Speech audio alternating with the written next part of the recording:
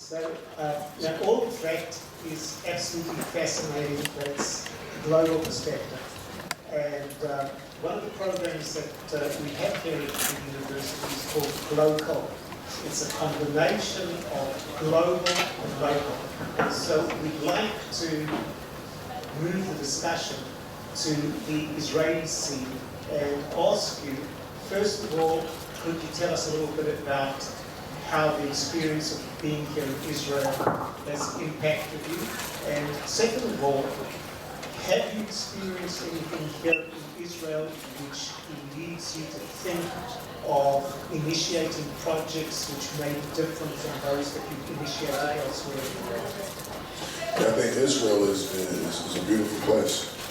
For one, there's so many cultures here in Israel, and when you have that type of culture combined in one country, it brings a certain type of spiritual element to where we are. And so being able to somewhat use that type of culture to establish something from a charity effort would be awesome. My experience here in Israel has been phenomenal. I've traveled here several times before. And so now being able to expand our charity efforts here is amazing. Excellent, we're very happy to hear that. We definitely identify that Africa and Israel as definitely two passions of yours, really to Africa and to Israel. What is the role you think Israel can play in Africa?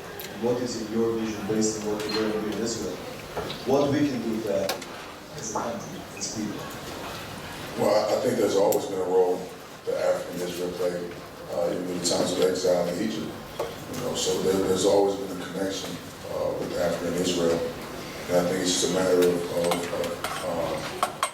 reconnecting it, and really being able to reach out to the world. Not only Africa, but there's other nations around the world that are also studying the Hebrew culture and understand that they are connected to the Hebrew culture.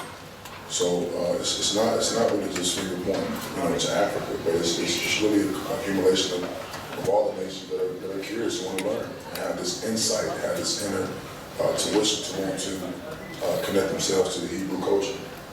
And I think it's very important for us in the position that we're in to help them. And that's the way I look at it. So, Amar'e, I'm sure you noticed that you have a cheerleading section on both sides of the stage behind you. The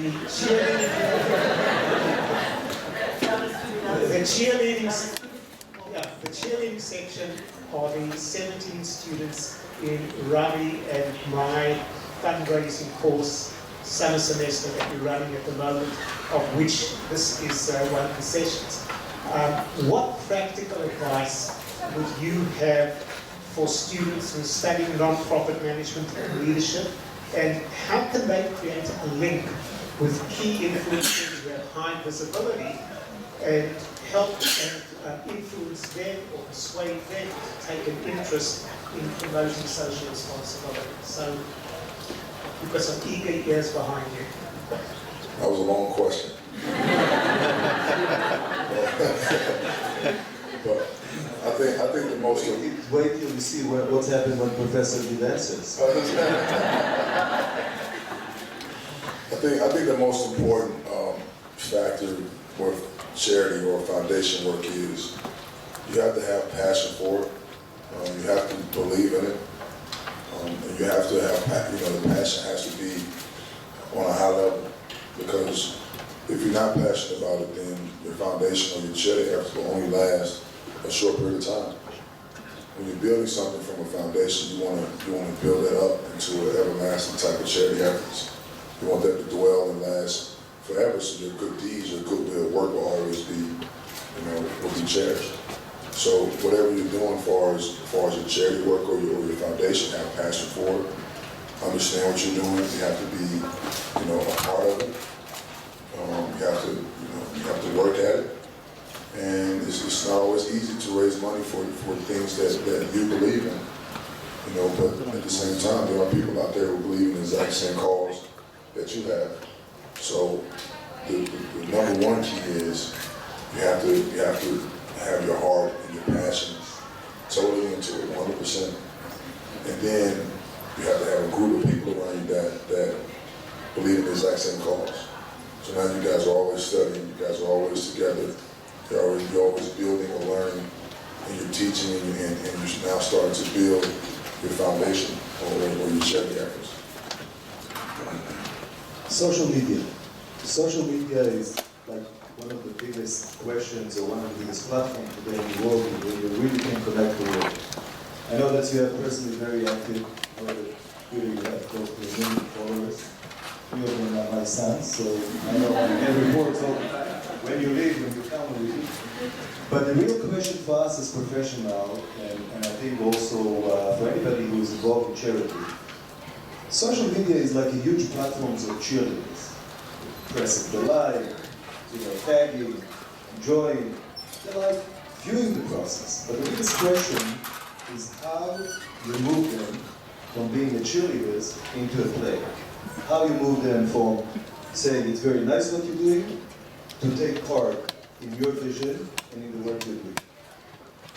I think there's always good and bad with social media, because we can spend too much time following and other people and reading about things that is not very important. But at the same time, you can also use these tools to learn and study, and also connect with the world. I mean, I have maybe 1 million followers on Twitter, and my followers are from different facets of life. Which is a beautiful thing, because before social media, this wasn't possible. You see, so the great thing about social media is that you're able to connect with the world. But there is a bad thing about it too, because you can waste too much time following and reading things that's not important. So always keep in mind, there's a limit to what you should do with these things. And so if you use social media to enhance what your passion is, then you're golden. So that's the key for me. So, and I'm going to prepare the audience now. This will be the last question from, at least formal question, from Rami and myself, and then we'll open the forum to the audience. So if people have questions in mind, start formulating those questions. The last question from the two of us, Amar'e, is you're constantly bombarded by Yeshua with requests for donations. What turns you on and what turns you off? How should somebody who wants to get a donor to donate approach a potential donor? Well, they have to have the true passion for it. Their heart have to be into it. If they're not genuine, and if they're not willing to apply the passion and just that spirit within what you're doing, then I'd rather not get involved. I want someone who's totally passionate about it, who's gonna think about it, lose sleep at it sometimes over it, because you're so passionate, you're so into it. You want to build, you want to teach, you want, whatever your charity efforts are. If you have mutual people that are on the same page with you, then now you have something successful. But if someone doing it just to become famous or just for the name, then those are the wrong reasons to get behind any charity. So that's my key. If you have passion for it, you truly believe in it, and you want to make a difference, then let's do it. So that's how I look at it. Thanks. And Mimi? Okay, so let's open it. Thank you very much, and let's open it for questions. Maybe we'll start with us.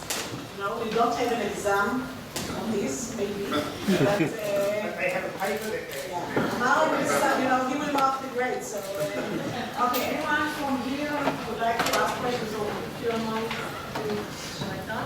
Yeah.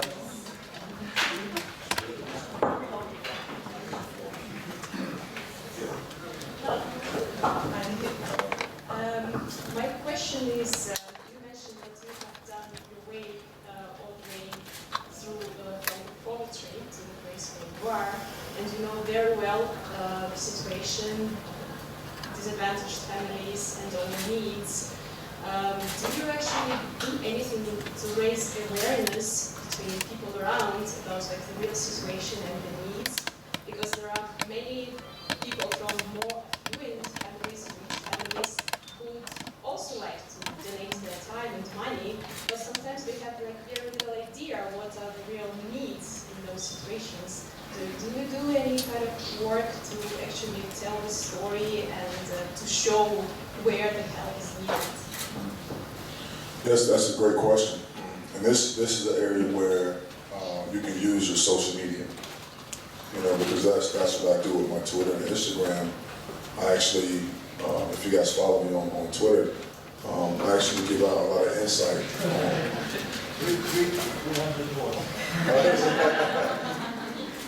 But that, you know, to answer the question is that's the way I give out the awareness, is through like the social media.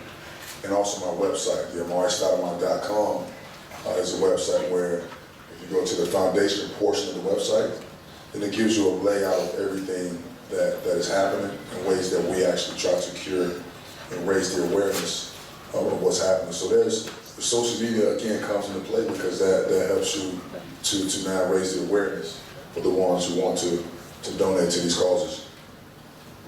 Thank you very much. Anyone? Someone? I just wanted to ask, how able are you to keep in touch with the people you're helping? How able are you to be in contact with them because of your obviously your lifestyle? Well, being in my position, you have true friends that actually work with you. And so, and everyone that works with me have the same passion. And so with these students and with the children I'm helping, the ones that work with me are in direct contact with all of them, which they are in direct contact with me. So if any of the students have any questions or any concerns or just want to talk or vent, they can easily call me because my team is with them. You know, so I keep a solid team within me, so that way for anyone who have questions or need any help, they have a direct connection with me through my team. Okay, anyone on the front? Anyone here?